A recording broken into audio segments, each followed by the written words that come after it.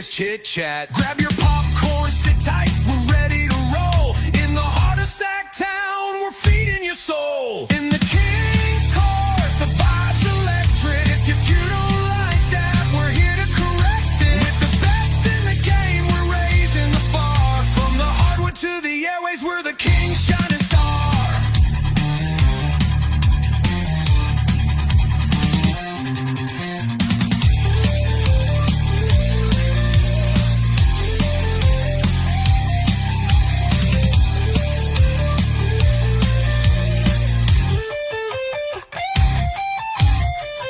With the NFL, Adams in the ring. Rhino's got the wisdom, hear the praises we sing.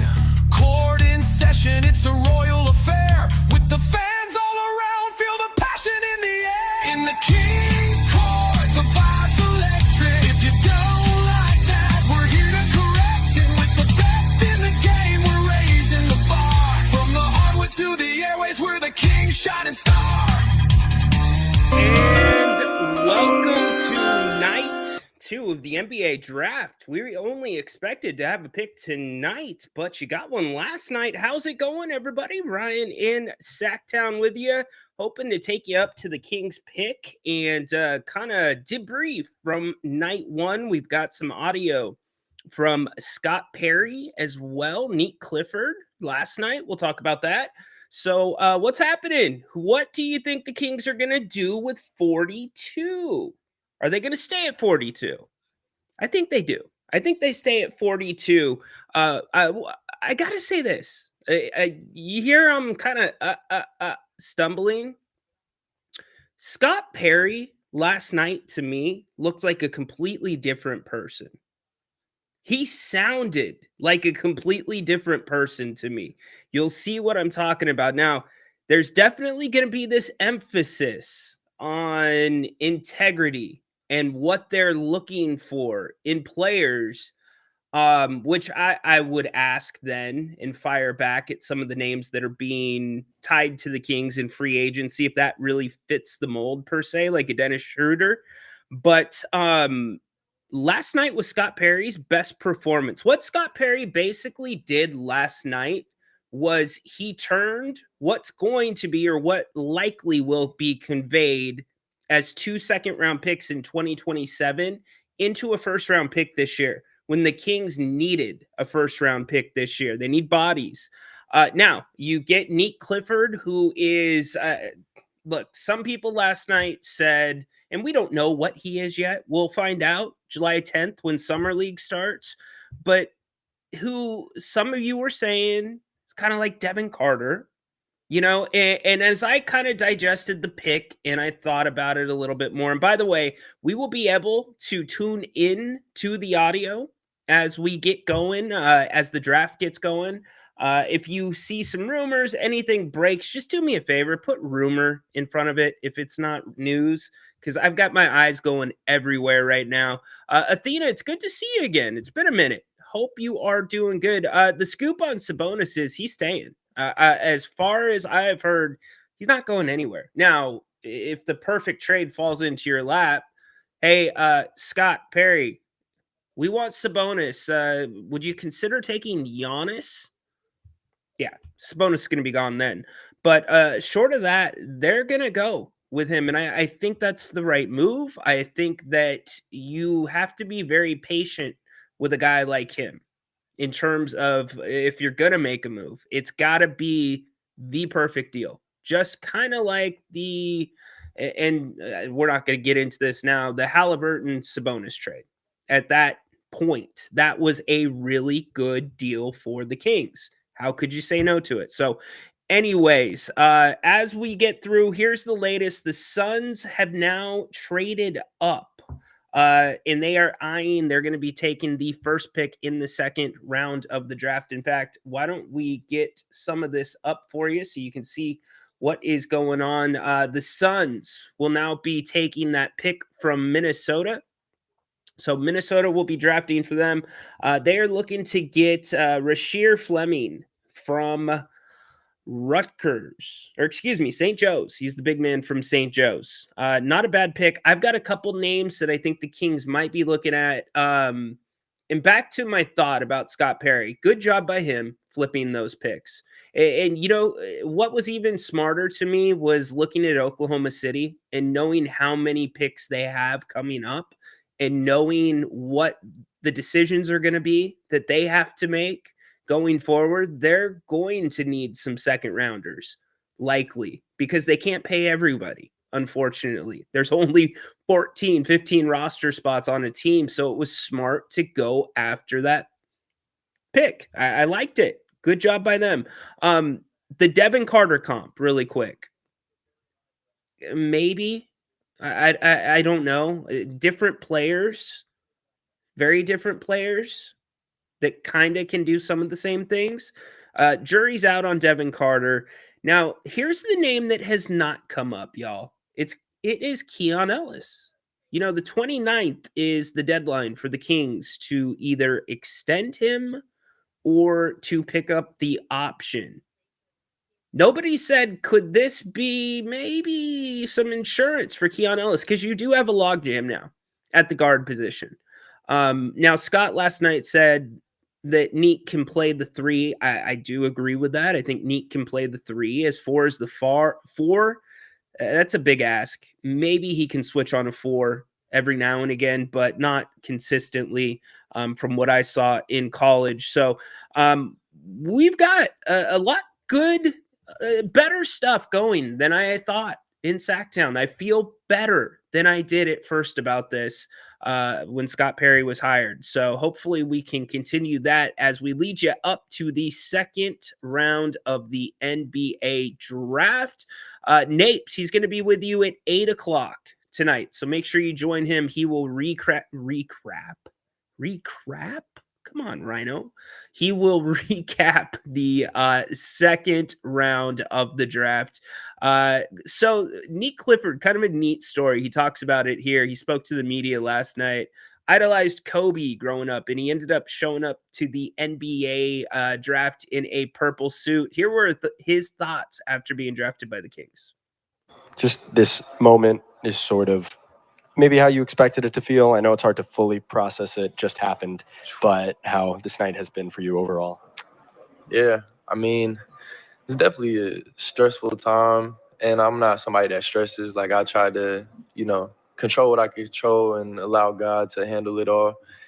But it was a long wait and long night, but I knew it was going to work out how I was supposed to, and I would end up where I was supposed to be. So I'm super grateful to just be here at the draft. There's not many people that get to do that, so I don't take that for granted, and I'm super blessed and honored to be a part of, my organization. Other questions for Nique? Nique, you want to talk about who you're excited to play with most? It's a great question, Peter. It's too early to know. Here's what I would tell you. If I'm Devin Carter, I now know that the pressure is on me to be able to show that I can be a backup point guard. Devin Carter is going to have to earn his spot on this roster, showing that he can run the Kings, that the ball handling's good, the IQ is there, that he's able to use screen well. Those two things should not be a problem. The shot, that's not going to get fixed overnight. Now, his shot's not terrible. It's just not a quick release. But to me, you don't have the room anymore on the roster to carry the tweeners, because now what you got in Nique Clifford is a tweener between the 2 and the 3 position.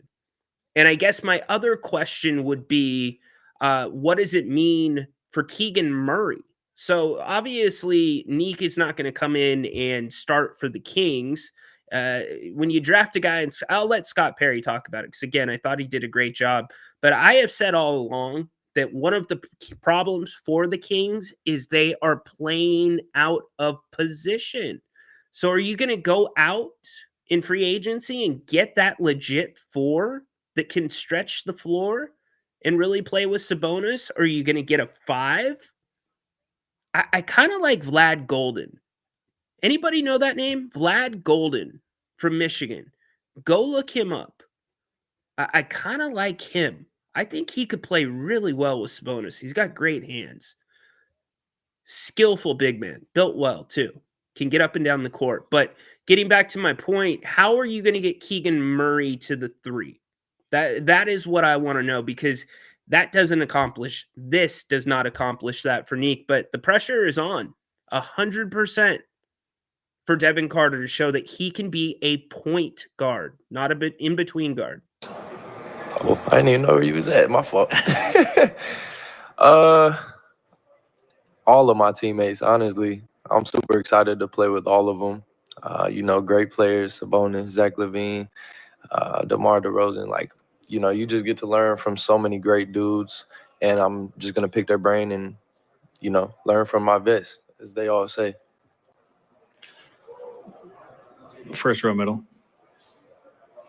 Yeah, just kind of expounding on that. Yesterday, we're talking about playing on and off the ball and, how that is the modern NBA. And now you're going to go presumably play off Sabonis, who hits cutters off the ball, handoffs, all that stuff. So how much do you feel specifically Sacramento will be a great place for your talents? Man, I feel like I would have fit in with any team. Just my versatility and ability to impact the game in multiple ways. Thank you, Peter. Peter is my fact checker. The deadline to pick up the option is 6/29.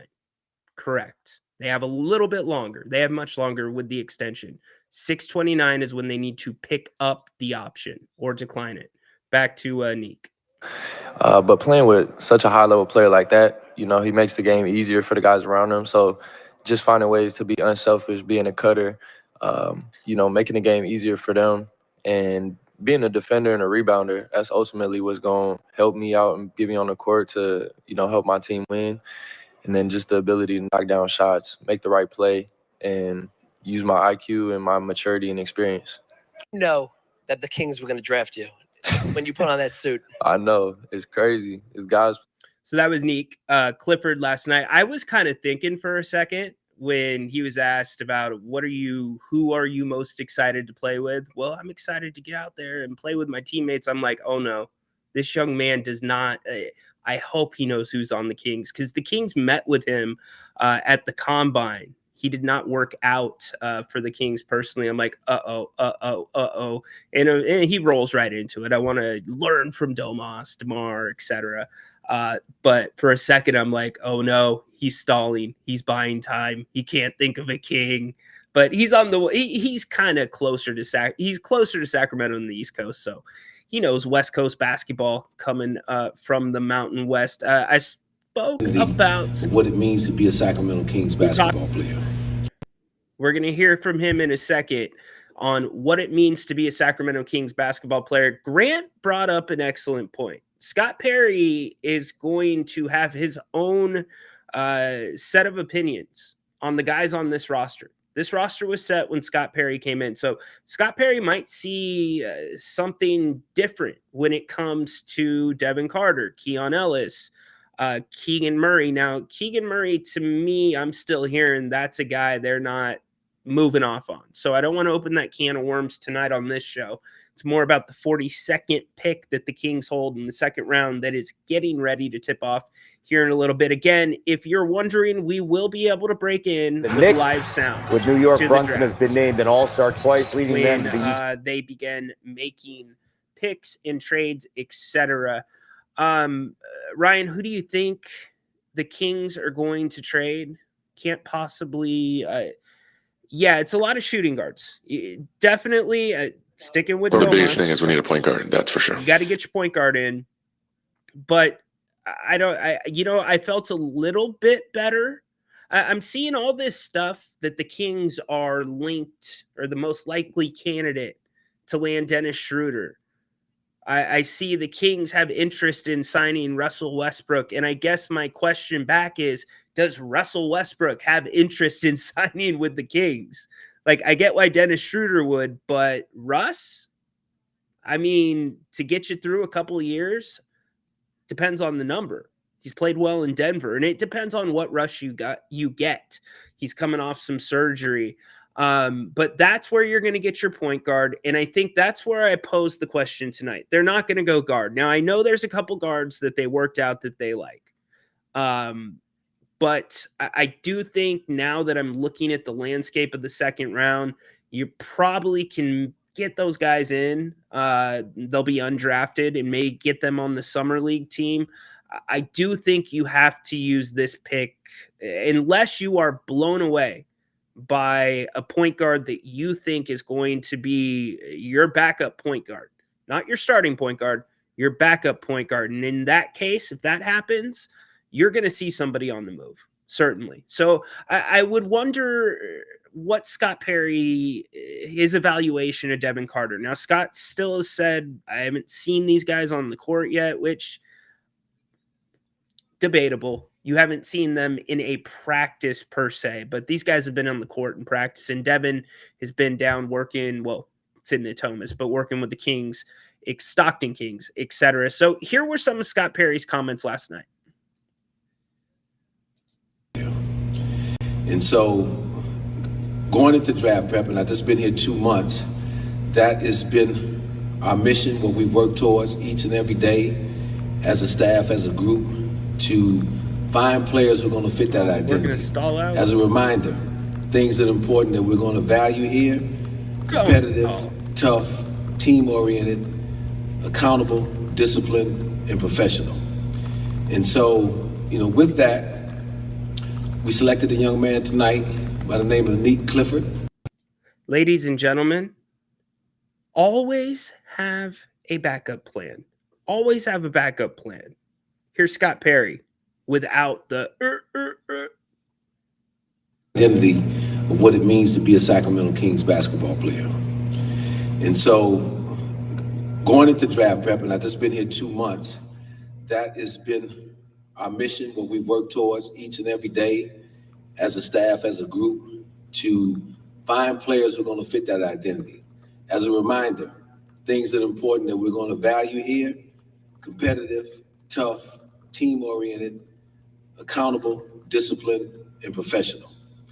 And so, with that, we selected a young man tonight by the name of Nique Clifford from Colorado State, who we believe displays and lives a lot of those values that are important to us. So we're excited about that. Obviously, we were able to take advantage and move into this draft into the first round. We came into the night with not having the first round pick, but we were fortunate enough that we were able to get something done. He was a guy that we really targeted. We had a really good grade on.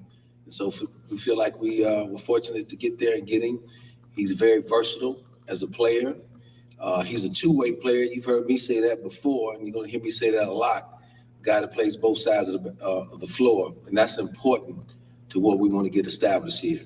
Okay, so I think that's kind of your first. And again, Scott Perry, man, I'm looking at you with different lenses. You looked composed. You looked in your element, relaxed, confident, not like the goofy kind of car salesman confident. Dude seems like he's settled in. Like this seemed like for a night, a little bit of a different Scott Perry. I kind of like it for a night. Can it continue? But guys that can play two ways. What's that mean for a Devin Carter? Devin can play two ways, but predominantly defense right now is what you think of. So that's why I say the point guard part of it is so important. But Malik Monk, his name has been tied to a lot of stuff.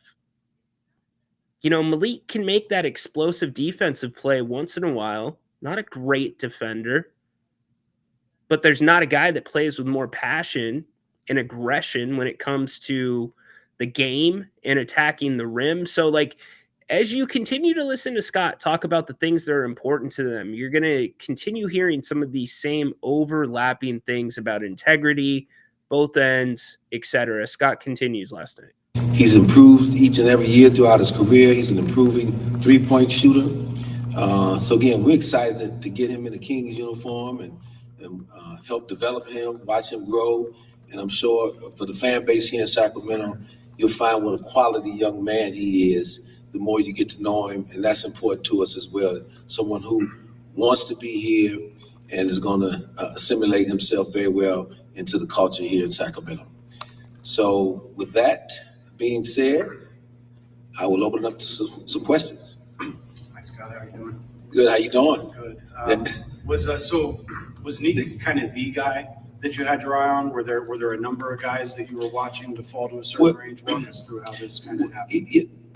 Obviously, he was one of the key guys that we looked at. There were a number of players that we did like in the draft, but again, in terms of fitting the identity, he was a small group of guys that we had really identified, and we were just fortunate enough to be able to get in that position to get him. And one of the things I said to all of you in the beginning too, when I first got here, we were going to be very prudent and opportunistic. So it all worked out tonight. We put a lot of effort into prudent and opportunistic. I don't know where Nique Clifford was on that board. Certainly, the Kings had him higher than some other teams, but it was prudent. The Kings don't have a ton of money to work with this offseason, especially if that MLE is going to Dennis Schroeder, possibly. That MLE might go to a Russ Westbrook, et cetera, et cetera. And I know the Kings have one more exclusion, but it's a biannual, so you can only use it once every 2 years. So getting a first-round player in here, and more importantly, a guy that played 5 years in college, that makes it, and I like that Scott sees that too. You're going to hear it in a second. That makes a difference if you need somebody to come in and play right away. It doesn't mean you're going to come in and start, play 40 minutes, but somebody that's ready to play, their body, their mindset, etc. Studying this draft and kind of finding out where we thought people may go, and really kind of surprised he dropped really to where he did, but happy that he did, and again, just excited to get to work with him. Scott, walking into the building, did you enter today with the intention of moving into the first round? And at what point, when you noticed Nique would potentially be there, did you feel like you had to start making calls and pouncing? Intention is a strong word, but again, like I said, being prudent and opportunistic. I think if it presented itself, we were going to be ready. And one of the things you do over a couple months, we talk to every team in the league, and you get there's a lot of chatter that goes in and around the draft, as you all know, and you in the podcast world for sure. I'm sure Matt keeps up with that. And so we were prepared, though, for it. And so we weren't going to be reckless. So it had to be someone that we really thought was worthy of moving into the first round. Completely agree. To go get that we feel like could help our basketball team, not only in the short term, but as we move forward, as we continue to build out this roster and this organization. Hey, Scott, when you look at Nique and how he fits into your roster, can you just dive into that for us as well? And the fact that he's a 5-year guy, 23 years old, that factor into you guys? We're going to go away from that really quick, and we are going to go to ESPN, where Sean. But even tonight at pick number 31, the Minnesota Timberwolves essentially had an auction for that pick. And so the Suns have now jumped in to get that 31 overall pick for the number 36 pick, as well as 2 future second-round picks. And so why did the Suns move up tonight to number 31? Because I'm told the Celtics were going to take Rasheer Fleming from St. Joseph's at number 31. So now the Suns have jumped to 31, and now they will be really considering Rasheer Fleming at that selection. And that's on the heels of, as you just mentioned, drafting Kamal Malawach last night, and then within minutes acquiring Mark Williams in a trade. We know the Suns had major issues at center last season. Right. They had issues with their size. They've done a good job here of getting 2 high upside big men. Remember, their new head coach, Jordan Ott, in Cleveland, they played Evan Mobley and Jarrett Allen. And so look for them to play a lot more size at that center and power forward position this upcoming season. So post Kevin Durant trade to the Houston. So think about this for a second, Michael. Thanks for joining the show, by the way. Think about what that Kevin Huerter pick turned into. I think it was probably the ballsiest move Yes, I just said ballsiest move of the draft for New Orleans to move up and trade for New Orleans to give Atlanta. Think about this. Atlanta held the Kings pick. That's the Herder pick. New Orleans is giving them an unprotected first pick next year. So Joe Dumars must be pretty damn confident that ship's going to turn around really quick, because now that Kevin Herter pick has turned into an unprotected first next year.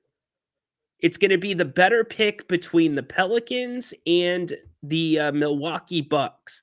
That's nuts. Crazy how the NBA works. Insane. But at least it's off the book. At least it is off the book for now. Some of the Herder tape to absorb Niang from Boston. Yeah, let's see. Go Kings. Amen. We'll see what they do tonight. Questions about Markelle Fultz. He was out of the NBA, y'all. I think that's what Scott continues to talk about, and we'll get to him here in a second, about depth. It's so important. The Kings had 4 players last year that were not in the NBA to begin the season. 4 players. And Fultz, while I'm not saying he isn't serviceable, he's not the type of point guard that Sacramento needs. I thought you were going to get a Markelle Fultz that was going to be more, I guess, with the mindset of running the offense, distributing, being a floor general. Markelle Fultz came out and he was just straight looking for his shot.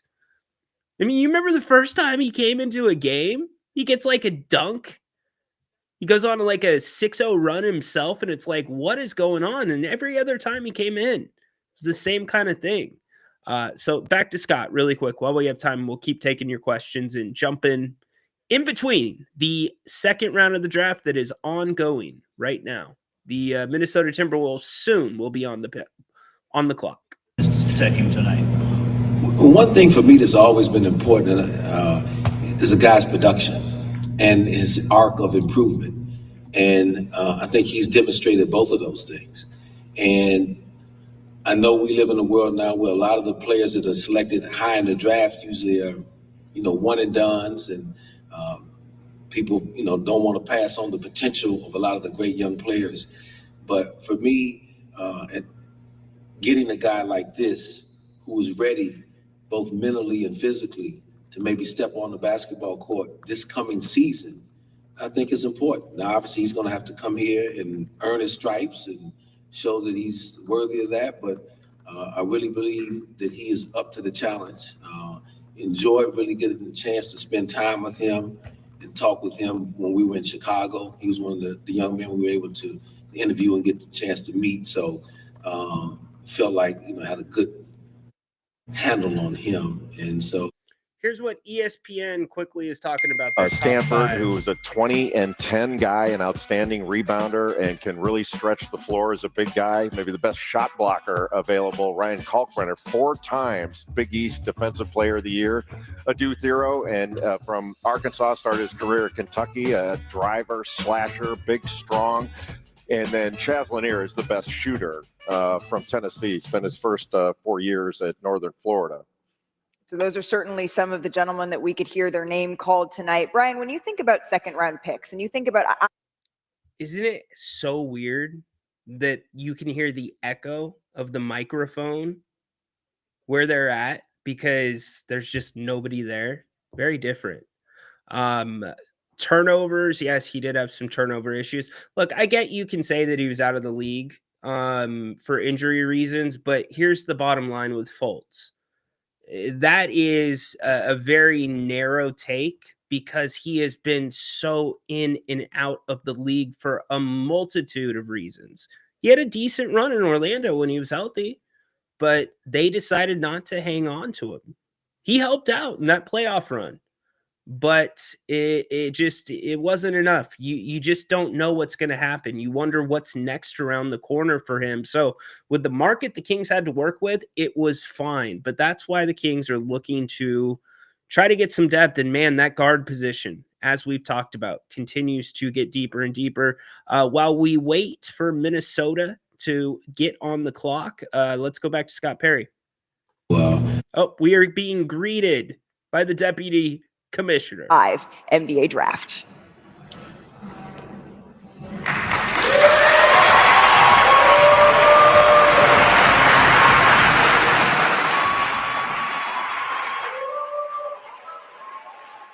Good evening and welcome to the second round of the 2025 NBA Draft presented by State Farm. Day 2 of the draft is being held at Barclays Center, right here in my hometown of Brooklyn, New York.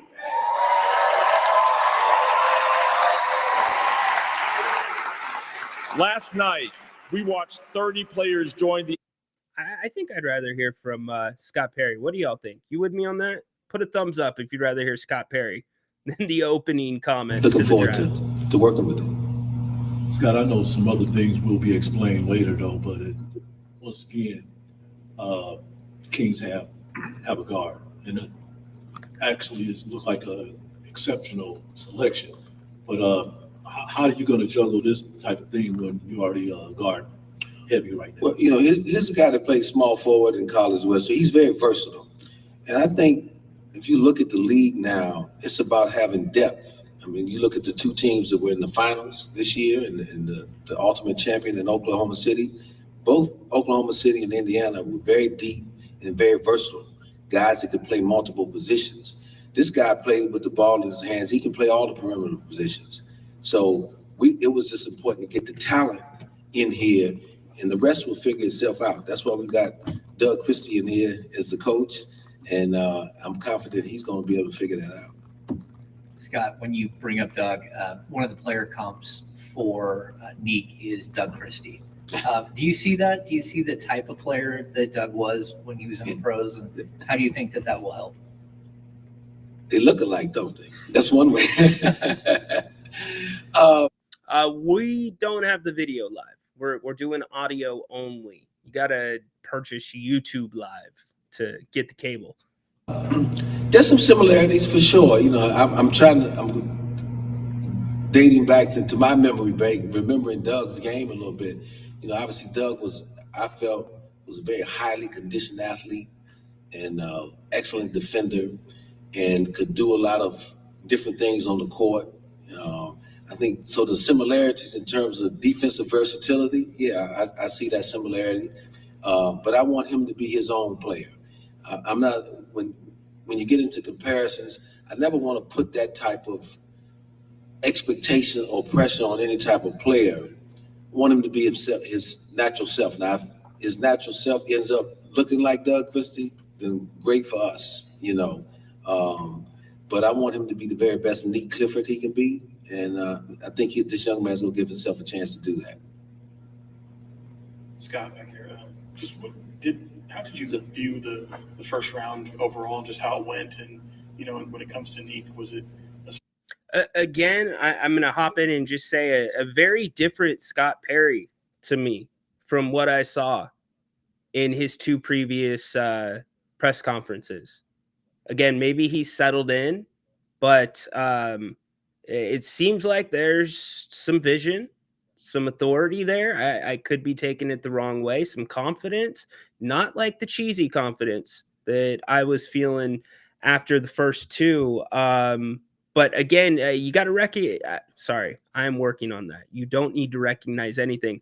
I think it should be recognized that that pick that he traded, which is quote unquote a first round pick, that is most likely, assuming that unless the Spurs have a collapse and guys get hurt, if they don't make the playoffs in the next it's 2 years from now, 2027, they're going to be in the playoffs. If that happens, that pick conveys as 2 second-round picks. So Scott Perry realistically put a very smart gamble on the fact that would be 2 second-round picks in 2027.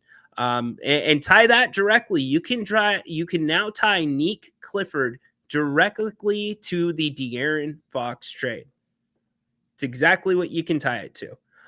We could take on Grant Williams' contract for one of the Charlotte picks. Look, there's one thing, by the way, that's becoming really clear. It's the double bigs are back. The pick's in. Here we go. But it doesn't work. It's whoever can play plays. Well, the pick is in. Again, this pick is headed to the Phoenix Suns. Let's send it back to Deputy Commissioner Mark Tatum. With the 31st pick in the 2025 NBA Draft, the Minnesota Timberwolves select Rasheer Fleming from St. Joseph's University. So Rasheer Fleming off the board from St. Joseph's. Not a big surprise there, especially when you jump up to get him. I'll tell you this, and this is what I was starting to say. You are seeing more and more teams in the Western Conference. Yeah, you can call him Mac. More and more teams in the Western Conference that are looking for that double big lineup, which I think puts a little more emphasis on Doug Christie trying to find a way to make the V and Sabonis minutes work, or get that stretch 4, stretch 5, which I think it's what you got to go with here. I know Vlad Golden worked out for the Kings. You have to wonder if you think he could be a late second round pick. The problem with these two drafts, the last two drafts, has been this. Once you got past the first 2 or 3 picks, in last year's case, I would say the entire draft was subjective. But once you got through the first 6 picks or 5 picks of this draft, 6 picks because of Trey, it became subjective. It became about, okay, let me give you a new link. Here you go. It became more about what you want to get in terms of your system. Do you think your system can do better with a certain guy that might be ranked lower on a lot of people's boards? You saw Portland go up to get the center from China. They had been targeting him for, I believe, almost a year, just like they targeted Donovan Clingan for a couple of years. So they have a vision. There are teams. Now, Phoenix, they've got a couple bigs. You now got a wing here in the second round in Rasheer Fleming. Power forward, good player, long player. Mac, welcome into the conversation tonight, my man. Hey, good afternoon. How are you? Doing well. How are you? I'm okay. So this is to no fault of the Sacramento Kings current regime, Scott Perry of his own. But what really made me worried is I felt like the teams that had the best draft were all in the West. Like you were saying, like the Suns got better. They had a great draft. I mean, Utah, I thought Utah did decent. Like they had and Oklahoma, my goodness. They win I know. in shit. And then rich get richer. Oh my gosh. And then you see New Orleans. And I have a question about New Orleans, but New Orleans, they had a really good draft and they had a lot of, I mean, you could see Danny Ainge, he's setting up. Yeah. My question about New Orleans is and they seem to be stock holding or you know. Hold on. Can I cut you off? We got Shams reporting something really quick. As well as 2 other second round picks in 2026 and 2027. And so tonight's pick here at 32 is Orlando. All right, so that's a big price. That's a big price they just paid, which makes me wonder if there wasn't. I don't know, but it makes me wonder if there wasn't some competition between teams. Do you think any team in the second round will actually make their own pick? So I would be surprised. We're going to run out of ink soon on these pens. Yeah, you could be. Hold up really quick, Mac. Let me put this out there. The Celtics are trading the 32 pick to Orlando for number 46 and 47. 46 and 47 and a 2026 second rounder and a 2027 second rounder. So the Celtics are giving up number 32 for numbers 46 and 57 and giving up 2 additional second round picks, one next year and one the following year. Go ahead, Mac. I just said like New Orleans seems to be stacking up, their armor.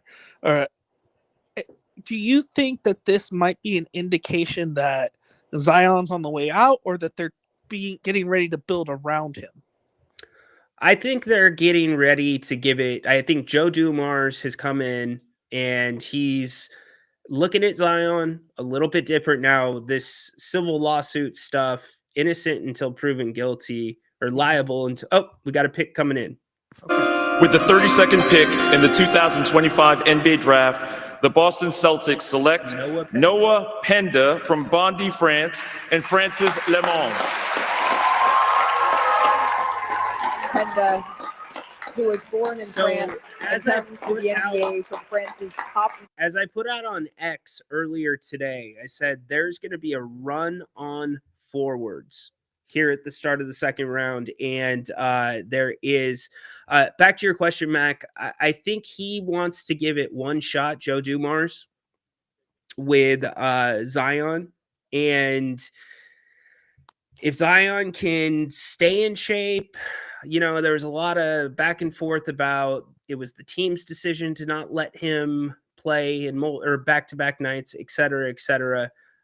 When you get Jeremiah Fears, which is a really good card out of Oklahoma, but then you also trade up to get the big man that what was Jokic, or not Jokic, but Perkins was saying last night. Perk is like, oh, he's kind of like a baby Jokic in Derek Queen. He can play inside, he can play outside, very skilled big man. Some people had him as a top 8 or 10 prospect in the class. Conditioning, though, that's what I found interesting. There were concerns about conditioning. So I respect the Pelicans for trying to take a run at it, but it could blow up in their face. And yeah, I have no idea what's going on. One last thing. If I'm the Kings, and I know like this is said to not be as deep of a draft as next year, would you consider trading your second round picks to try to get another one next year? No, I would not. Okay. Because the Kings, again, a second round pick, you're not expecting to come in and really contribute or even play. But the Kings are in the position right now that they need to find their Jalen Williams. Okay. It's one of those things where it's like, yeah, there's like a 99% chance it's not happening. So you're telling me there's a chance, right? Yeah. So I'm holding on to it. All right. Well, that's it. And I hope you have a good day, and hope the family's well and everything else. Appreciate it. Thanks for calling in, Mac. Thank you, man. Mac, great caller on this show. Has he picked up yet? Who are you talking about, Paul? Wow. Yeah, it's a lot of picks. In this NBA, it's all in year to year now. And then it's unloading and trying to rebuild because of the CBA. Orlando feels like they can go all in. Charlotte on the clock right now. We will see the Kings picking at 42. Will they trade back? Will they keep the pick? Are we all on the same page that it needs to be at least a power forward? Anybody disagree with that? I think it's got to be a power forward or a 5. It does. On your right, some of these names have changed, but the best available, according to The Athletic right now. Do you like anybody there? Do you not like anybody? Boston won the draft last night. Or excuse me, Boston. I'm thinking of Brian Scalabrine because he trained Cooper Flagg. What a win for the Mavericks to get Cooper Flagg.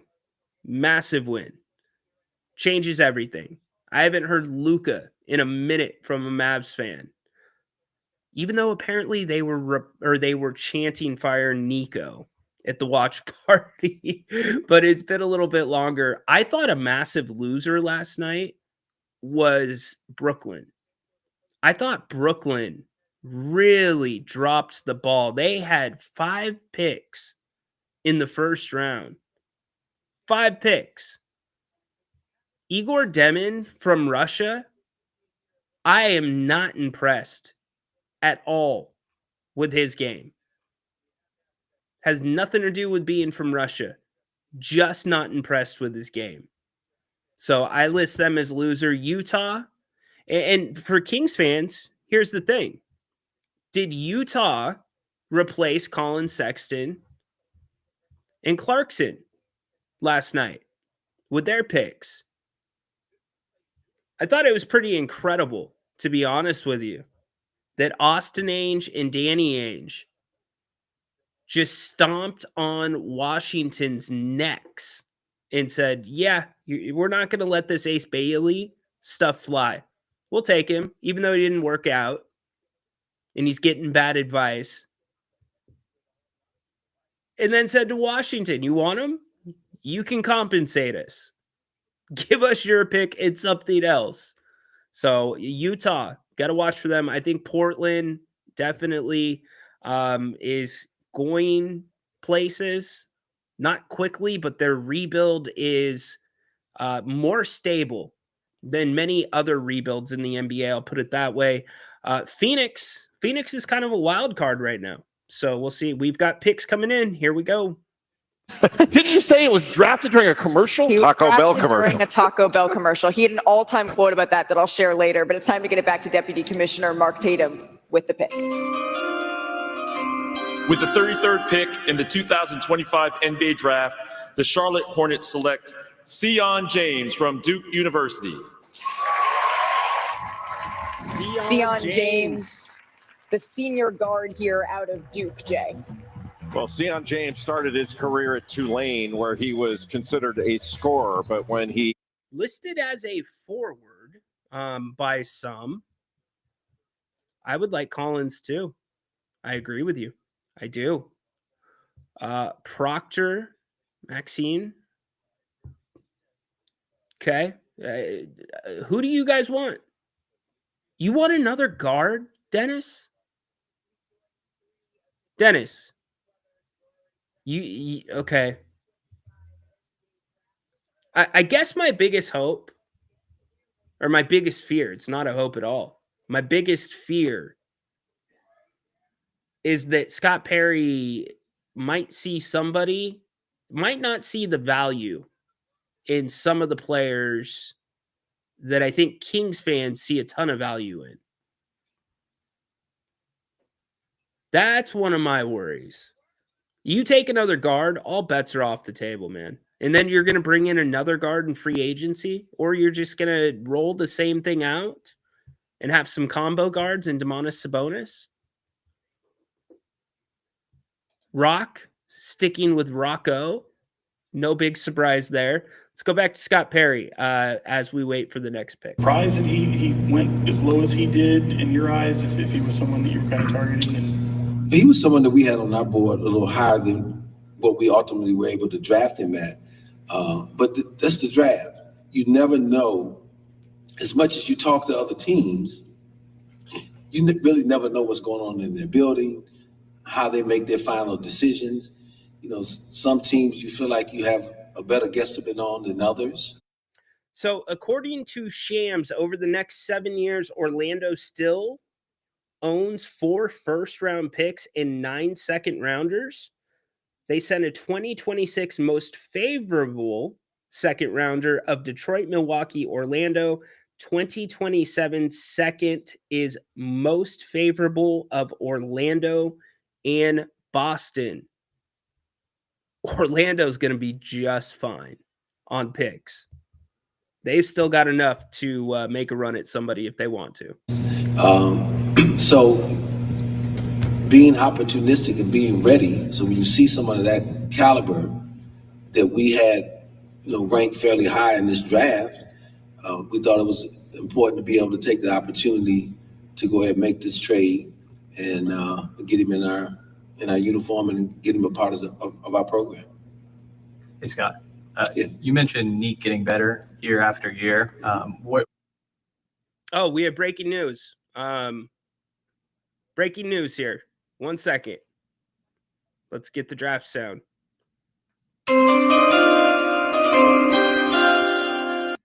With the 30, pick of the NBA draft, the Kings draft Stephen A.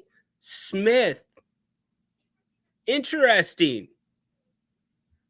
Stephen A. Smith on his way to Sacktown.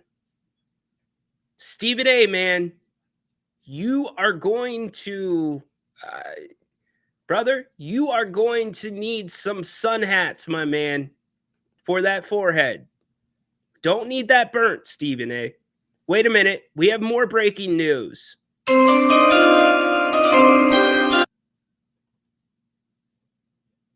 We have another broadcaster that's been selected. So the Portland Trailblazers select Colin Cowherd here. Colin Cowherd? You just made the list! What an awful mistake. What an awful mistake, by the way. That's the last guy that should be getting any extra run. I apologize if any of you are Colin Cowherd people. Dude just doesn't do it for me. Little too cocky and a little too wrong more times than not. Best available still, you got Maxime Reynaud from Stanford, Edu Thiero, Chaz Lanier, Tyrese Proctor. We got a big forward from Serbia. You want a Serbian forward? Javon Small, while he's a guard, I put this out. He is a very good guard out of West Virginia. You can go look at my X, some of the stuff that I've put out there about guys that have and have not worked out for the Kings. Waiting for the next pick to come in. Wheels turning in the grave. Why? Why are the wheels turning in the grave? Patrick, you made things spicy last night, my man. Talking about the cat for Sabonis and Monk stuff. That was interesting. All right. We still await the pick of the Charlotte Hornets. Who do you think it's going to be? What does Charlotte need? Charlotte in the first round got Con Knippel. Great pick. 2-year windows, right? We always talk about 4 Awesome or 5. pickup. How can they help you now, and how can they help you next year? And the one thing you don't want to do is go all in, and then it blows up in your face. The pick is in. With the 34th pick in the 2025 NBA Draft, the Charlotte Hornets select Ryan Kalkbrenner from Creighton University. Ryan was a center. defensive force at Creighton. Defensive However, guy. it's a Coached former NBA by, champion Doug and MVP McDermott's that dad Ryan replicates at Creighton. times on the offensive end here as well. Good player. I got way more comfortable shooting the ball this. Good player. Not a bad pick. He's got the hook shot in his game. I would liken him to a poor man Zubac, maybe. Maybe I'm giving a little too much credit there. But look at what Charlotte's done now. You've got Con Knippel on the forward line, who I think is the best catch and shoot shooter in the draft, hands down. You got Melo Ball. Now possibly a new center. It's a rim protector. All right, Charlotte. Not a bad draft for Charlotte. If I have to give Charlotte a grade on their draft right now, I'm giving them, with Con Knippel, you can't miss. Just because of that, Charlotte gets an A, even with their second round pick. So Philly is on the clock now. Yeah, he looks nice. Really? Gammon, you want MJ out of there? Interesting. 4 Dookies, by the way, are out. Actually, they got, I forgot about Liam McNeely and Deion James. All right. The Hornets had a good draft. The Hornets had a really good draft. You got to give it to them. Just trade everyone and keep Carter, Ellis, Murray, and yesterday's first-round pick. You know why I would agree with that? Because it includes Zach LaVine. I would tend to agree with you there. Man. In our uniform and get him a part of our program. Hey, Scott. You mentioned Nique getting better year after year. How much do you factor that into just your evaluation of a player, and how much is it encouraging for continued growth from this point? Oh, I think that's very important for any player, regardless of position or where they played at. This demonstrates to me the game matters to him, that each year he probably stepped away from the game and said, okay, what do I need to get better at? And he did the necessary work to show that improvement. Agreed, so it can't stop now just because he made the NBA. We're going to expect that type of approach from him, and hopefully his career arc continues to change. Now, obviously, when you come into the pros as a rookie, you're playing against the best in the world. The speed of the game is a little bit faster. Some of the terminology may be a little bit different. So there'll be a little bit of a learning curve, but he's a guy who has exhibited very good basketball IQ. I love that. I love that. Basketball IQ. If they rated it, if there was a way to quantify basketball IQ, the Kings would have been in the bottom third of the league. They probably would have been in the bottom five. So hearing Scott say basketball IQ, again, for a night, Scott Perry, man, you got me a little shook. I like what I'm hearing. Yes, I have watched some of his stuff. It's so funny. I've heard that more than once since he was drafted. I have heard that more than once. Back to your point, AP, I'm completely with you when it comes to the Suns. And what I thought was really great about the Suns is they included Devin Booker in the process. I know some people don't think players should be involved. Yeah, I think it hasn't worked. You can't continue to pay what Matt Ishbia was paying in luxury tax. And now you got to find a way to buy Bradley Beal out. You got to find I just don't know how that's going to work with Bradley Beal. But to my point, the Suns are probably letting Devin Book be a piece of this because he's in his prime. He doesn't want to go through a 5-year rebuild. They put 2 bigs around him. I really liked the trade last night that they made with Charlotte. I thought that was an awesome trade. So back to Scott Perry until we have another pick. As a collegiate, so I expect that to continue here. I expect him to be a sponge, and I expect our coaching staff will do a very good job with putting their arms around him and helping him develop in the very best way that he can. Scott, your first move was the hiring of Doug Christie. This is Dirk, you call it power. I call it involvement. It's a norm in today's NBA. It's a norm. When Domas Sabonis is saying, like, I would just like to be kind of included in the conversation, not the conversation, but included. It's a fair ask. We got another pick in. Here we go. The best players in the NBA. And so we talk about health. We want all these. This is why we love watching basketball, for guys like that. And now the pick is in. I was going to go to Jay on listening to some of those players that could make a fit, but let's see who's headed to the Philadelphia 76ers.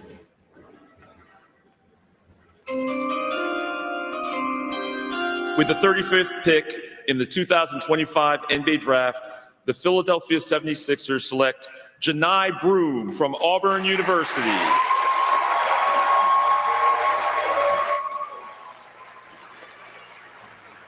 Gary.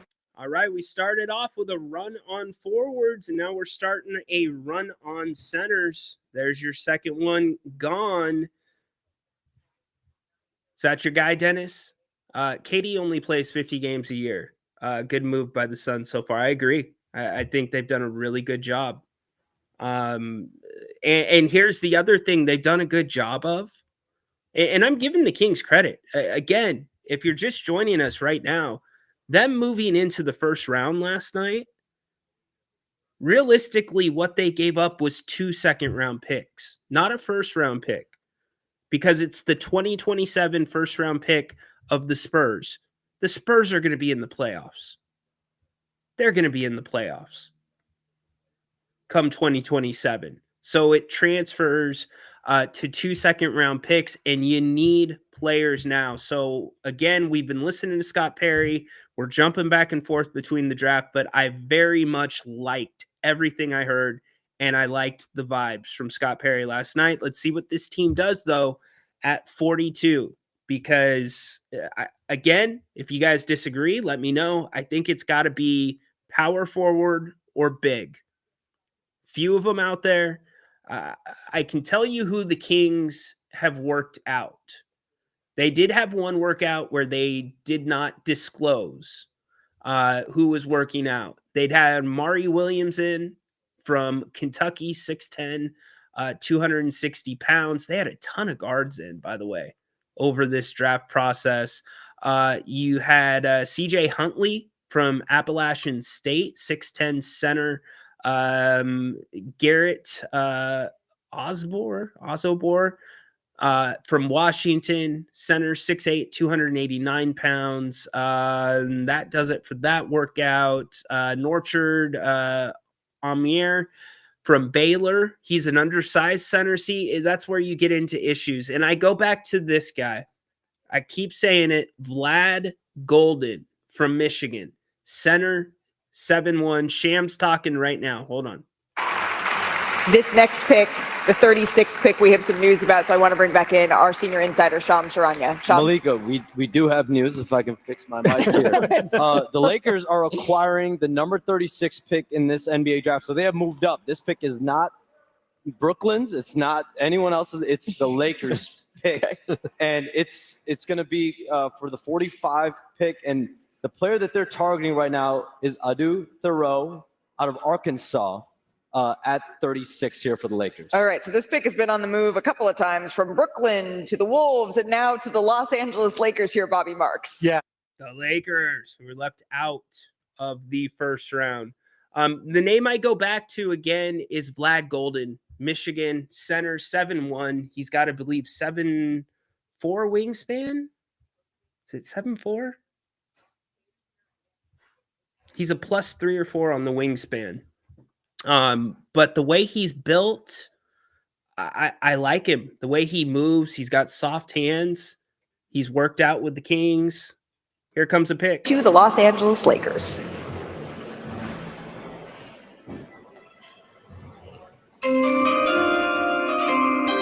With the 36th pick in the 2025 NBA Draft, the Brooklyn Nets select Adu Thoreau from the University of Arkansas.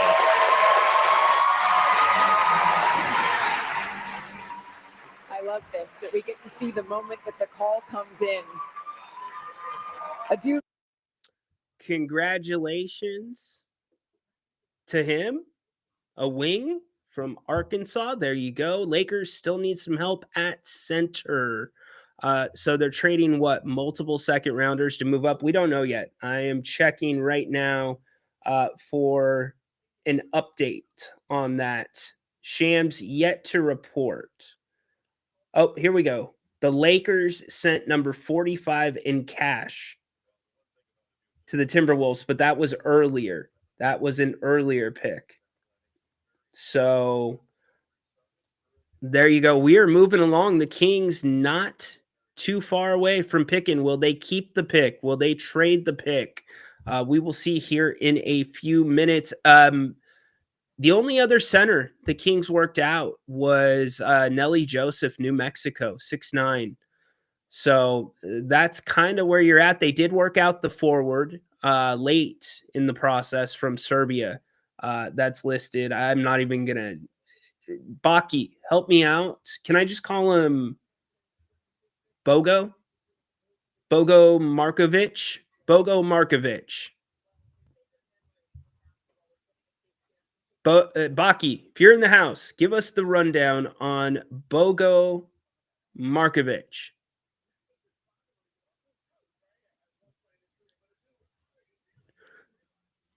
I do wonder, though, if the Kings like a guy enough, they're going to take him, because these two drafts have been so subjective, because the talent's just not – it's not best available.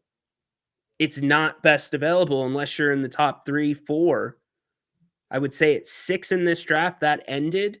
So if you think you can, that's where it's risky to fall back. If you really like somebody, regardless of their ranking, you've got to take them here, especially when you're only 12 picks in to the second round with the Kings. You are in the top, basically third of the draft, just barely into the second third of the draft. So, yeah, and realize this, many of these guys, the Kings will fill out their summer league roster with many of these guys. And I think it's important to point out that the Kings have done an excellent job of really recognizing, scouting, finding undrafted talent and developing them. Keon Ellis has been one of those. Awesome. Will they sell their picks? I don't think they will. I don't, because if there was a year that a team really needed a second round pick to hit, and I mean like not hit like crazy. I'm talking about like Jalen Wells, who was still first team All NBA rookie. The Kings need that luck. It's like buying that $100 scratcher. It's like buying a $100 scratcher and just saying, you know what? If I'm going to do a scratcher, I'm going to do it right. And you're hoping that when you scratch off that first like instant box where it's like, oh, reveal a crown and you win $100, right? Like, that's what the Kings are looking for here in the second round. So, again, out of the guys that have worked out, and we can talk some more about some of the news. The Kings reportedly have some interest in Jonathan Kuminga. I like that. That makes sense. There's been some reports as well about the possibility of pursuing Russell Westbrook. Question for me is more, is Russell Westbrook interested in pursuing the Sacramento Kings? We have another pick that's in. It's Chaz Lanier, guard from Tennessee for the Pistons. Chaz Lanier is going to be selected by the Pistons at 37, meaning the Kings are just about 5 picks away from picking in this one. Chaz Lanier, 2024-2025 Jerry West nominee from college, guard. Him. Okay, him. What's up, him? Do we still have those same scouts? I know one of the scouts I know they got rid of one. I don't know exactly, because that never usually you don't report scouts like you report coaches. Also, rumblings that, and can we rejoice here? Like, what's the best Kings Court sound for rejoicing? If there's a soundbite where we should all be getting really excited, it's this. The Kings are not prioritizing extending Zach LaVine's contract this summer, according to Sam Amick. Great job of reporting by Sam Amick. You know what, Knicks fan? Heck yeah. New York Knicks run New York City! Bing bong! Tell me a little something, KD. Don't you regret not coming to the Knicks? I want to go party with them. But I see that Zach LaVine, his contract is not going to be renegotiated. So, all right, Detroit on the clock. Oh, wow. Interesting. There it is. Why did it go away? Chaz Lanier came and left on the draft board. Let's refresh this for everybody. If you want to call, you're more than welcome to. I will be breaking in, though, with the picks and any news from Shams or anybody else. Seeing if we have anything recent from Shams. Not at the moment. So, again, what do you want? Kings always overpay. Used to it. It's got to be the mid-level exception. It's got to be the mid-level exception.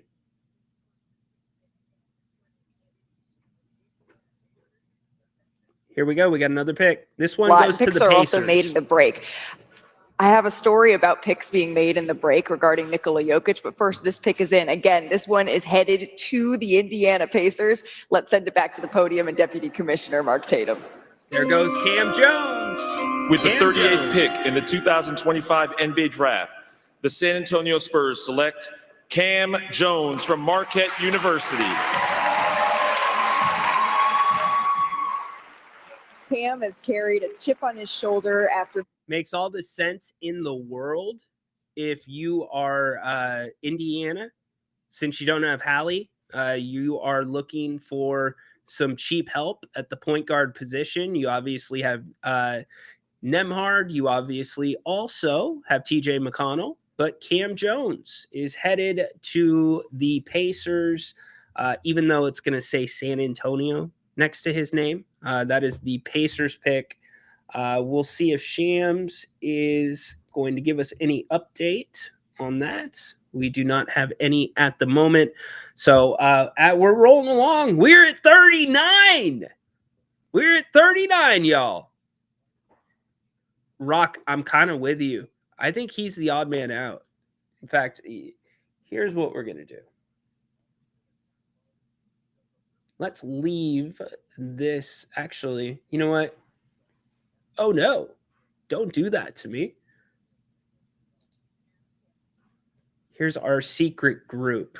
Don't tell anybody about this group. See if we're getting anything up to date.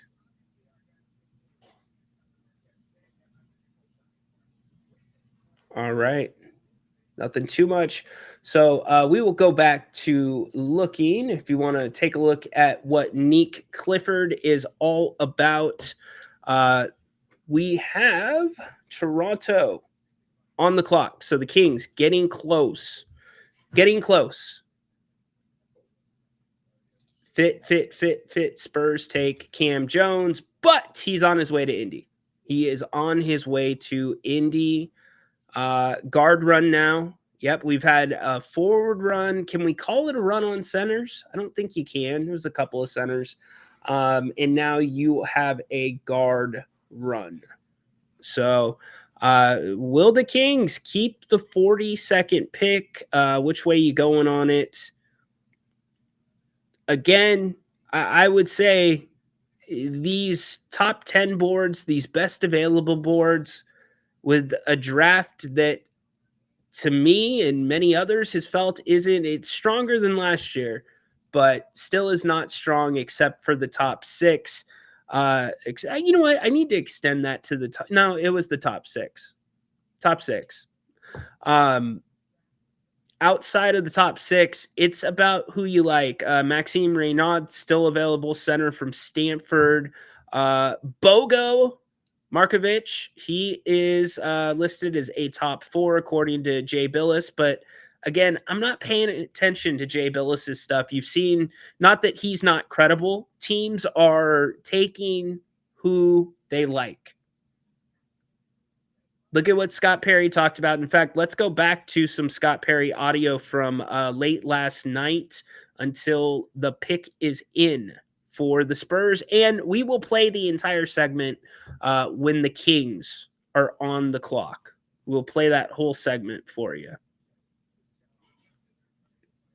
Wouldn't it be ironic if when the Kings are on the clock, they go to commercial and the pick comes in on commercial? The free agency process. So, but right now, process and whether decisions on players in the draft might correlate or not to sort of those broader goals. look, in the beginning, like we said, there's a handful of ways you can improve your team. This obviously everyone. It's the draft, free agency, and trades. So we're going through the draft process now to add to make our team better. We're looking to enhance the identity. So next phase, free agency, we want to enhance the identity of this basketball team to those 6 values that I mentioned earlier to you all. So once we're done with the draft, we turn the page there. We get ready for free agency on the night of June 30th, and we see what we can add to make this team better. And so when that is over, I'm sure I'll sit in front of you again and talk to you about the end of the free agency process. So, but right now, focus is on finishing the job tomorrow night with the second round and see if we can. All right, here's a pick, and then I've got to take for Defense became their calling card in that second half of the season as well. All right, the pick is in. Let's send it back to the podium. Elijah Martin. With the 39th pick in the 2025 NBA Draft, the Toronto Raptors select Elijah Martin from the University of Florida. Elijah's favorite saying. Congratulations to Elijah Martin, national champion and now headed to the NBA. Special moment for sure. You got to remember, think about this. Only 60 players are drafted to the NBA every single year. To hear your name called by the commish or the deputy commish, you are a top 1%er in the world at what you do when it comes to basketball. That's pretty cool. So congrats to Elijah Martin. As I continue to listen more and more, Washington on the clock, Golden State, and then the Kings, as I continue to listen more and more to Scott Perry, I continue to get pulled more and more back to Vlad Golden from Michigan. He's 24 years old. Scott Perry likes that. And remember, it's a second round pick. Expectations are not through the roof for a second round pick. But as Kings fans, you hope that the Kings can hit on something. Rock says Rocco. That would be ironic. The Kings did not work him out. Well, there was one workout that was not reported by the Kings. Let's go back to Scott Perry while we await the next pick. Washington currently on the clock.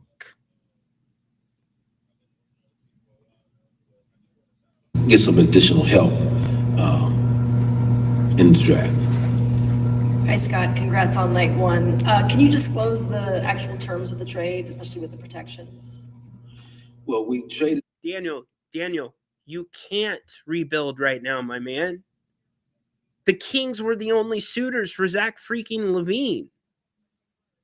Rebuild starts when you get that contract off the books or that contract turns into an asset. That's when the rebuild starts.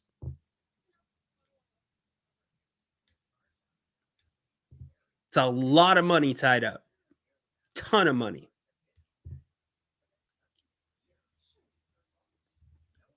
There's things Sabonis needs to get better at, but Sabonis held up his end. Like, have you seen the Navy SEALs training? Where they've got to like have the big log over their shoulders and they're running on the beach in Coronado being sprayed by water. Sabonis held up his end of the point guard log for the Kings. De'Aaron Fox did not. And then the Kings had nobody else that could play point guard outside of Malik Monk. So I'm still down with riding with Sabonis. The Kings still seem down with riding with Sabonis. You can't rebuild until that happens. If you don't get Zach LaVine, this is a completely different conversation we're having. But instead, the Kings force-fed They were the creepy, like the crazy girl, right? The one with the crazy eyes from How I Met Your Mother. That was the Kings on the Spurs about taking Fox. Rich Paul said, De'Aaron, go to, I think you'd be really good in San Antonio. And so there's an argument to be made. The Kings and Vivek Ranadive did better by Fox than he did his own organization. Now, whether that's because of fan backlash, whether that's because he's in love with Zach LaVine, who knows? Who cares? It's over now. But that was a chance to really start a rebuild here. You could have. That's where it would have started. Would have taken you out of basketball purgatory. But the Kings are good enough to where they're going to be in purgatory. They'll be hanging around the play-in as we sit today, in my opinion. The Wizards still on the clock. And then also you have these really good, if you watch the show all the time, I call them universal pieces. The Kings do.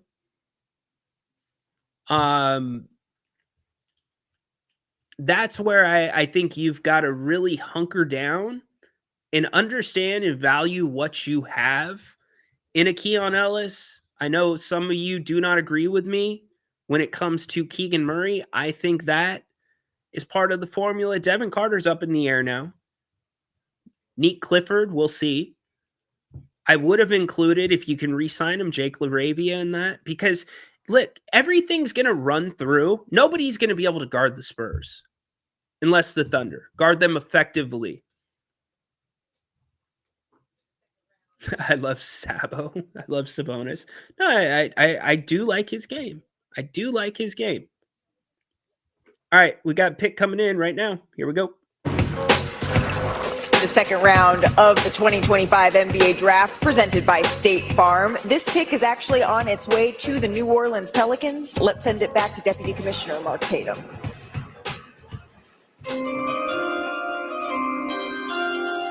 With the 40th pick in the 2025 NBA Draft, the Washington Wizards select Micah Peavy from Georgetown University.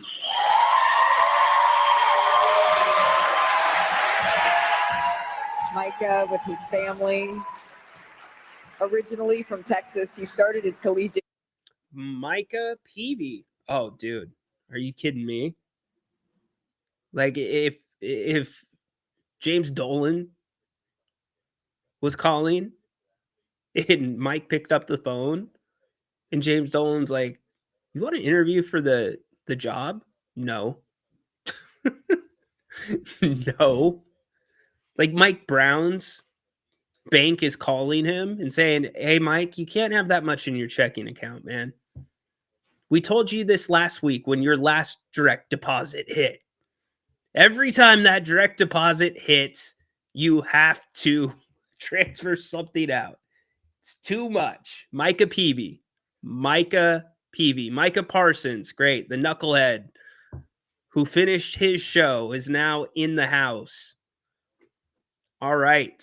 We are career very at close. Texas Tech before. We are getting close to the Kings making their selection. We have Golden State on the clock. And again, the theme here is teams are taking guys that they like the most. It's a subjective draft.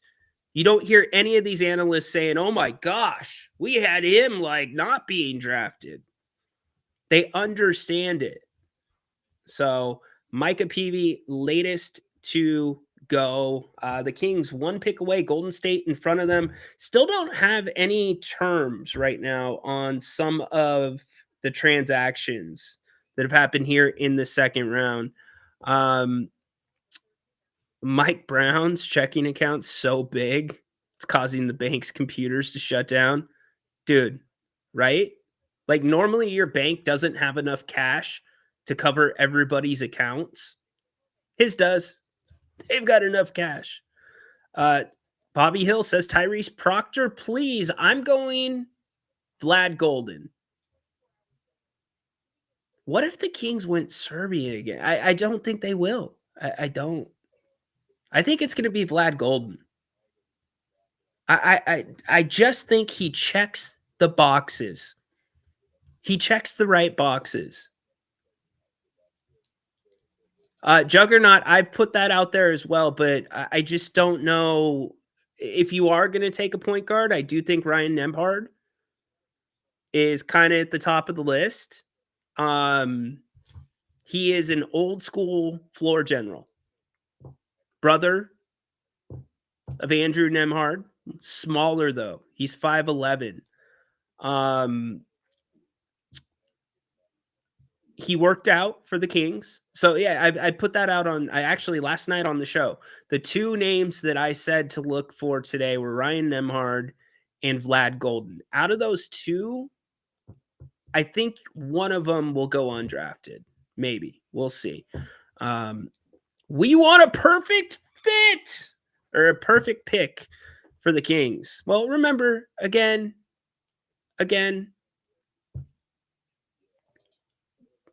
it's kind of the point, Dirk. I mean, the Kings did work out a lot of the names to look at filling the Summer League roster. That's why you work out so many of the players that are in the back end or not even projected to be drafted, because you're going to have to fill out that roster. And the Kings don't have a ton to fill out. Yeah, 5'11", but he is a true point guard. Now, that to me, if you go there and you get Ryan Nembhard, which I'm not going to get mad at, the Kings are looking to deal at the guard position. And realistically, if you're looking to trade DeMar DeRozan, you might need to tag another contract onto that, a friendly one with a young player. So could a Devin Carter be on the move? Who knows? 47 seconds left on the clock. The clock. Haunted Horse will get that. For the Warriors, see who they're going to take. They're doing an interview. At least go to the pick, please. We are one pick away from the Kings. We will play out the Kings' time on the clock for you, so you can hear what they're talking about. Hopefully they talk about the Kings. That would be nice. They just had a commercial, so we should be good there. No real updates from Shams. Last thing that Sham tweeted was 23 minutes ago about the Lakers sending the number 45 pick in cash to the Timberwolves. All right. The pick is in. Let's go. Have going on. And like I said, Tyrese is an all-star. Jared McCann's on his way to be rookie of the year, if you ask me. So, yeah, I'm just ready to go in there and see what we can do together. Vijay, I'm curious if you've spoken to yet Joel Embiid or Tyrese Maxey or even Paul George and what they've said to you. They all welcome me. Said welcome to Philly, young fella. So the Rook talk already started, man. So yeah, it's gonna be exciting now. The Rook talk, maybe even a little bit of rookie duties as well. Last question for you. What have you heard about Philadelphia fans? Because they're some of the most passionate in sports, and what's your message to them? Yeah, exactly what you said. Very passionate, a hungry fan base. And I love it. I was greeted by some of the fans here at the hotel. It was great just to even see them here. It shows that their love for the city. It's called a city of brotherly love. So I wasn't expecting them to be like that, but now I like how it's going. But the Philly fans, I'm coming in there to work. You're gonna get my best foot forward every day.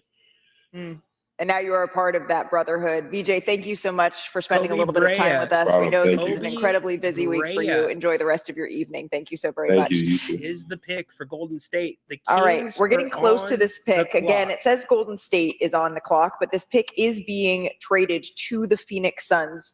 And now the pick is in. Hey, So let's send Phoenix it back need to guard Deputy help. Commissioner Mark Tatum to see who Phoenix is headed is to a winner Phoenix. this draft, man. With the 41st pick in the 2025 NBA Draft, the Golden State Warriors select Kobe Brea from the University of Kentucky.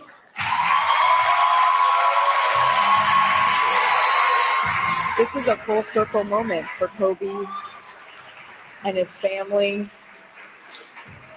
from New York and about to walk across the stage to his NBA dream here in Barclays Center. His dad, his mom, both from the Dominican Republic. Right. The Sacramento Kings are on the clock. Here we go, y'all. Moment you've been waiting for. Let's see if they keep it or trade it. Y'all are getting your predictions in on who you think it's going to be. Let's see. Dirk says maybe they traded 4 seconds for a second. Right? What do you mean? I don't get that. Trying to understand that. Dennis says the Suns got a heck of a backup point guard. Dude, come on, man. Okay. I think he's good. I think he's a good second-round pick. That's what I think. I think he's a good second-round pick. Don't forget about Ty Watt. Hey, Dennis, you remember Ty Washington? You saw him courtside busting up Stockton. Ty Washington's still in that system too.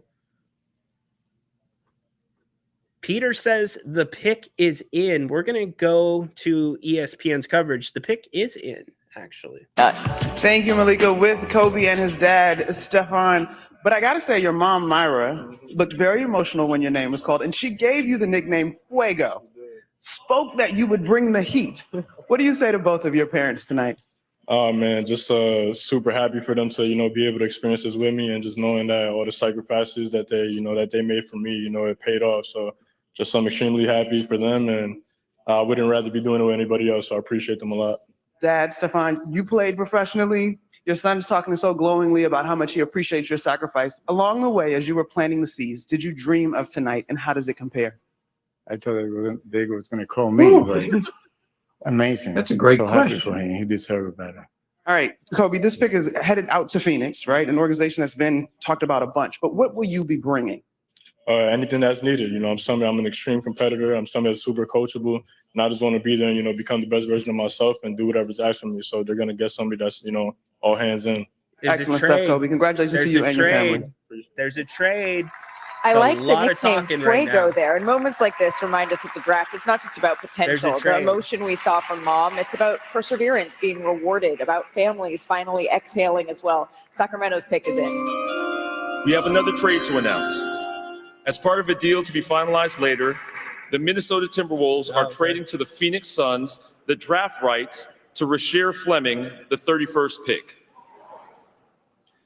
With the 42nd pick in the 2025 NBA Draft, the Sacramento Kings select Maxime Reynaud from Paris, France, and Stanford University. Maxime J, the 7-foot Frenchman out of Stanford, the only NCAA Division I player to average at least 20 points and 10 rebounds this season. Yeah, he's versatile, 7-footer with a 7'1" wingspan. He's got size and he can shoot it. He's a high-volume rebounder. In fact, he set a single-season record for rebounding at Stanford. That's even more than Kim Belton grabbed in a single year.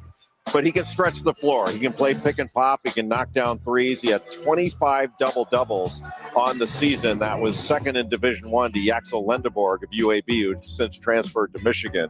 But now that makes him the 5th Frenchman to be drafted this year. And he's very close friends with Victor Wembanyama. The two like to play chess together. He's also sparring partners with Victor. You can see them playing chess there. His fun fact in the NBA draft guide, he says, I can beat you at chess. So Brian, game on here. You've been around this French team a lot. Victor's got a long reach. I'd be careful boxing against him. Don't the contracts limit that? They can't parachute or box anymore? Are you volunteering? You're volunteering for one of those? I don't think they can do that matches? anymore. Again, with the second round of the NBA draft will continue after this break. I got to tell you, I like it. I like it a lot. I like it a lot. It checks a lot of the boxes that Scott Perry is talking about. Look, he's a center forward. That's going to be the interesting part, right? That's the interesting part. Can he play the power forward? Really interesting. 7 feet and a quarter inch, 238 pounds, or 36 pounds. Wingspan, 7'1" and a quarter inch. Standing reach, 9'2", age 22. So a little bit of seasoning. You know, he's been playing basketball for a long time overseas before going to Stanford. First team all ACC this last year for Stanford. The Skip Prosser Award, the top ACC scholar athlete, smart guy, Pac-12, most improved player the year before, 23-24. Second team all Pac-12 in 23-24, averaged 20 points per game. This last season, his senior season, again, a Scott Perry box. Scott Perry is looking for guys, and I'm good with it. Your best shot outside of your top, your can't miss guys like Cooper Flagg. Your best shot is getting guys that have played out or been close to playing out their eligibility when you're later in the draft, in my opinion, when you're a team like Sacramento that needs somebody. You need to hit on something. You got to cross your fingers and hope that it can be a Jalen Wells. It can be, one of those second round picks that's like, man, when we think about the second round, you could hit on this guy. So we're not sitting here saying this is that guy, but what I do like about both of Scott Perry's picks, Scott sees Nique Clifford more in the small forward range. So I'm going to give him the nod of the hat there. I will defer to Scott on that. We can pick up whether he's a guard or not, that conversation later. But the forward and the center position were two places the Kings needed help. Certainly the point guard position, a massive place where the Kings need help. But this guy can run the floor. Again, a Stanford guy, averages almost a steal per game, 1.7 assists, averaged 10.6 rebounds last season. Not bad. Almost 3 offensive per game, field goal percentage, 46.7%. So there you go. That is your pick. What's up, Anita? How are you? I think the Kings did a really good job. Usage rate last year was about 30.3%. He was a plus 6.3 in the plus minus. As it goes for Stanford, because it was their first, they're in the new ACC, a lot of travel, coast to coast. One of the strengths, floor spacing, something that many of you have asked about, has a defensive presence. So we'll see. Limitations, struggles with lateral quickness. Okay, but how much are you going to have him guarding a point guard on the perimeter? Probably not too much. We got Rudy Gobert, number 2. So for a second round pick, look, I'm going to give the Kings right now on paper and what we heard from Scott Perry last night, I got to give him a solid B plus for this draft. You turn what most likely will turn into 2 second-round picks, although it is right now a first-round pick, a 2027 first-round pick that the Kings traded to move up to get Nique Clifford. If the Spurs make it's top 16 protected, so meaning if the Spurs were to collapse, then yeah, it's still going to be a first-round pick. If the Spurs have success, it's not a first-round pick. It's 2 second-round picks. So I like both of the moves. I do. And you're going to get a little bit more. We'll talk a lot about him tomorrow on the King's Court. Same thing with Nique Clifford. And the good thing is you're going to get to see him play a decent amount in Summer League. Here's why. You don't have him and IJ will be playing a lot in Summer League, assuming that, assuming IJ is going to play. He should. Devin Carter, I know he's been working with some of the Stockton guys. He should be playing as well. I'll tell you what, this this Sacramento Summer League team, we might be able to make an argument that they should win the championship. But Devin Carter, if he plays all through Summer League, his name should be considered for MVP because he's been in the league for a minute. So, man, we've got a lot of talking points, but this could have gone much worse. I think you come away with 2 players 2 players. This is the most important part. I'm not sitting here telling you that you got 2 players that have now changed the Kings' outlook. I'm sitting here and telling you that you have 2 players on a team that is extremely in need of depth right now, something Scott Perry pointed out last night, saying that both of the best teams from each conference were also the deepest teams in each conference. You now have 2 players that realistically, because of their pedigrees, because they have played 5 years in college, 4 years in college, played overseas, you at least have the formula for the possibility of these guys maybe being able to help the Kings this year. Nique Clifford, a lot more there, more expectation for him to help the Kings when you move back into the first round. But there was a consistency that Scott Perry talked about, guys that he's looking for, integrity is big. And I know many of you, it's kind of like, okay, well, I want to know what's big with the basketball stuff. He likes players, does not mind players that are 4-year college players. He believes those guys can sometimes be more set to step into the NBA and make an impact. I believe the same thing. And I think now you at least have 2 guys that are going to have the chance to do that are developed to a degree. So Maxime Reynaud, the Kings pick from Stanford, I like it. Now, you're going to get a different show with Grant. He's going to say, oh, it was a second-round pick. Second-round picks aren't going to change anything.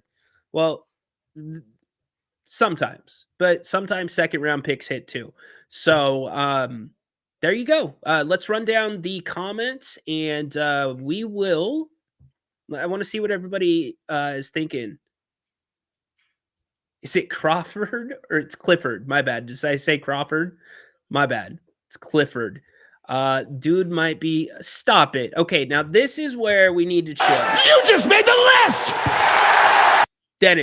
Dennis, don't do that. Don't take that away from this show. This show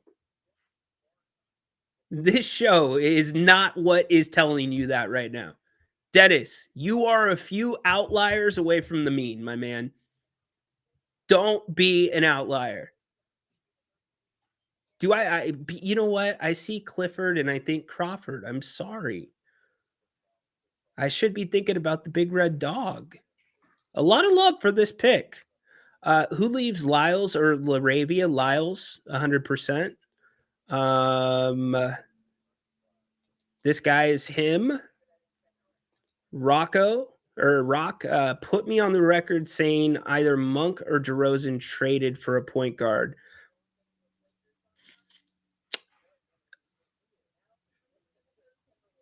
Maybe. You need a tweener forward. You need one more that can legitimately play a little bit of floor. And then the point guard position, no doubt, and depth at positions. I think really the big question and the thing that you got to look at, or we need to look at, is Summer League with Devin Carter. It's now been ratcheted up a notch. Devin Carter is going to have an ability to make this team because of his defense already, 100%. But Devin Carter is going to have the opportunity to show whether or not he can run an offense. And that is going to be what could separate him. Scott Perry says they want 2-way players. With the Kings hurting so bad for a true point guard, can Devin Carter, against other Summer League and non-drafted guys, can he show that he can definitively, at least against lesser competition, run the point position, have the handles improved? The pressure is ratcheted up for him now. No doubt about it. And I wonder about, again, with Keon Ellis, the Kings have to make a decision on Keon's option by the 29th. It's the 26th. So we will see a lot of love for the pick. A lot of love for the pick. I like the pick too. Very similar to the guy that I was talking about with Vlad Golden. Very similar. So yes, very, very good. It looks like a lot of positivity. Well, we're making a lot of assumptions. You're seeing the best of things. We'll see if he fits with Domas. We'll see. I mean, usually a second round pick is not coming in and in the rotation. That's not usually how it works. He might blow us away.